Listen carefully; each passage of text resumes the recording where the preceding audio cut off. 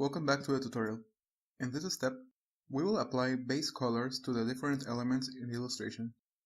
When coming up with the concepts for the illustration, we decided on bright high contrast colors, in order to cater up to the pop aspect of the music and the band aesthetic. I've prepared a 3-color palette that I'll be using for this example. Before that, though, let's start by grouping both the line art and the dot work layer into a folder, which we will name Lines. Since this is going to be a real colorful artwork, let's give the lines some color by using the Layer Styles option. Double-click the group and a window will pop up. Select the Gradient Overlay option and both the line art and the dot work layers will get a gradient tone. You can change the colors in the gradient by clicking the gradient bar. In this case, I'm going for a purple to dark red gradient, which will blend nicely with the palette I've prepared. Depending on the type of illustration you are working on, you might want to keep your line group black or select different colors. In this case, since the colors are quite bright, I'd rather have them have some color instead of them being black and making the colors not look as clean as they should. Next, here's the basic palette I've selected for this illustration. It is composed of 3 base colors, yellow, magenta, and cyan, which will play nicely with the pop concept of this artwork. First off, we will use the bucket tool to fill in the background with the yellow color.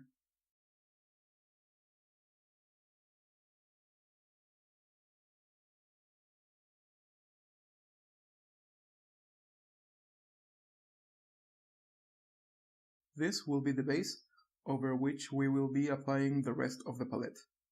Next, I will use the lasso tool to select the area in which the cyan color will be applied. Take your time with this step, since these layers will be used for all of the other color-related steps.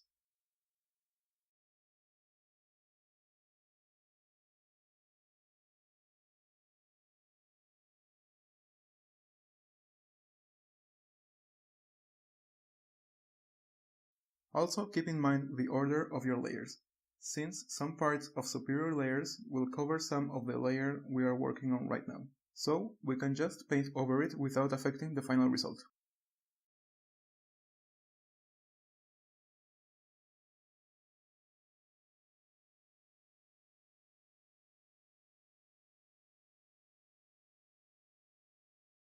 Once the selection is done, use the bucket tool to fill in the desired area with the desired color. In this case, the color I'm using is cyan.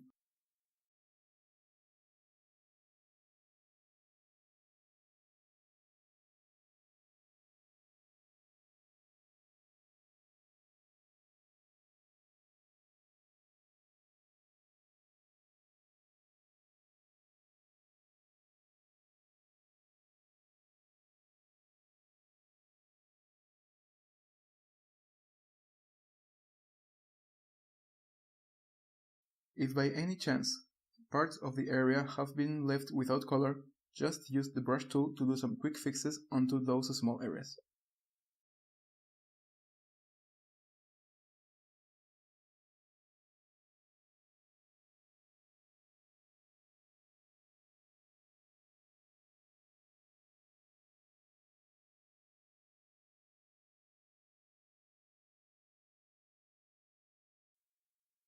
Once you are done with the selected section, move on to the next one. In my case, the main character will be magenta colored and its layer is beneath the cyan one, which already has been done and will help us save time, since some of its borders have already been defined and will cover the edges of our new selection.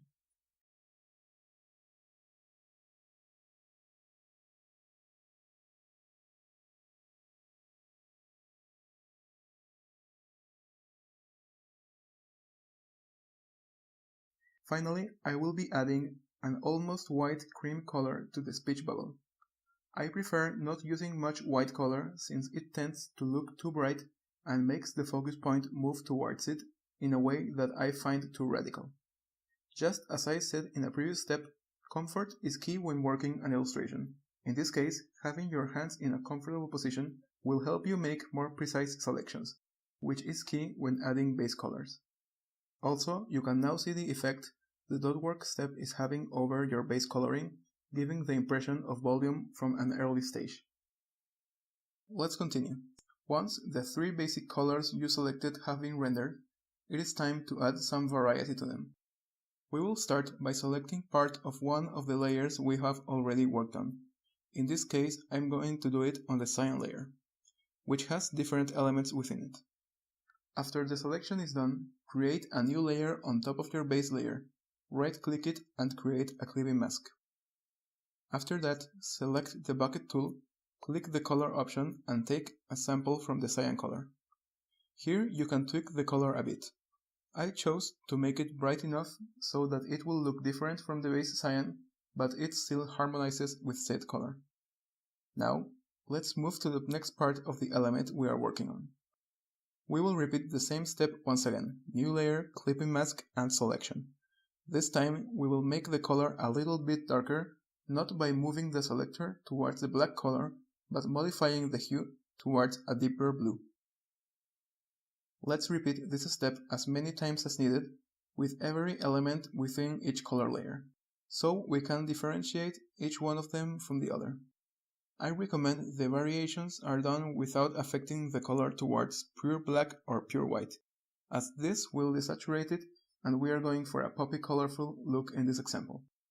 You can also edit the hue towards other tones, but be sure that the colors are still harmonizing properly and do not look way too different. For example, in this case, if you're affecting the cyan color towards a purple tone, be sure that the color you end up with can still be seen as cyan rather than purple. Be sure to group all related layers once you're done with each section. These are the basic steps you will follow for the base color step.